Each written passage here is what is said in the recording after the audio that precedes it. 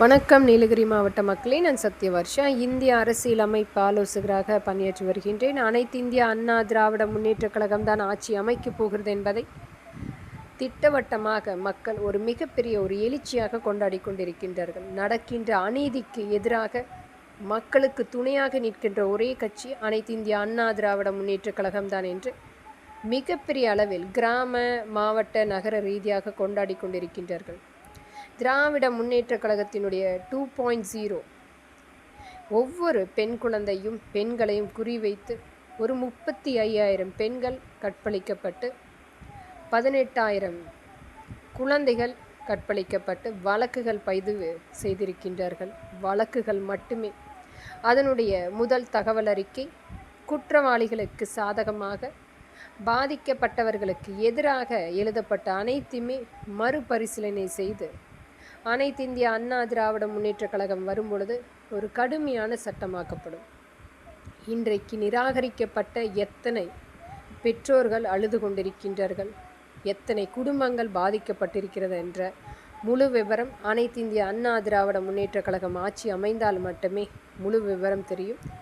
ஒரு அடிமைகளாக, கொத்தடிமைகளாக இந்த காவல் அதிகாரிகள் திராவிட முன்னேற்றக் கழகத்தினுடைய கைக்கூலிகளாக வருடங்களாக வேலை செய்து கொண்டிருக்கின்றனர்.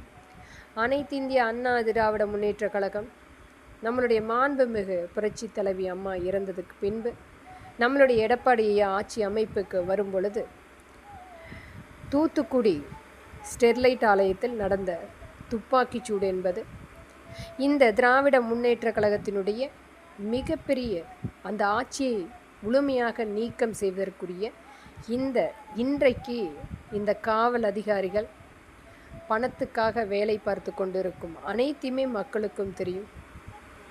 அன்றைக்கும் இது போன்ற ஒரு மிகப்பெரிய அநீதி நடந்தது. அனைத்தையுமே முழுமையாக கட்டுப்பாட்டில் எடுத்து நம்மளுடைய மாண்புமிகு எடப்பாடி அவருடைய அந்த கடினமான காலகட்டம் மக்களுக்காக உழைத்தவர் இன்று முழுமையாக நம்மளுடைய மாண்புமிகு புரட்சி தலைவரையே பார்ப்பதை போல மக்களுடைய எழுச்சி கூட்டம் பார்த்து கொண்டிருக்கிறோம். எண்ணற்ற திட்டங்களை கொண்டு வந்து மக்களுக்காக முழுமையான திட்டங்களாக, அதுவும் பள்ளி மாணவர்களிலிருந்து கல்லூரி மாணவர்களுக்கு எண்ணற்ற திட்டங்கள் கொண்டு வந்து சேர்த்திருக்கின்றனர். 11 மருத்துவ கல்லூரிகள் மற்றும் மற்ற கல்லூரிகளை முழுமையாக கொண்டு வந்து எண்ணற்ற மக்களுக்குரிய வாய்ப்புகளை உருவாக்கி இருக்கிறார். ஒவ்வொரு இடத்திலுமே விவசாய மக்களுக்கும், நெசவாளி மக்களுக்கும், மிகப்பெரிய அனைத்து சமூக மக்களுக்குமே அந்த 4.5 வருட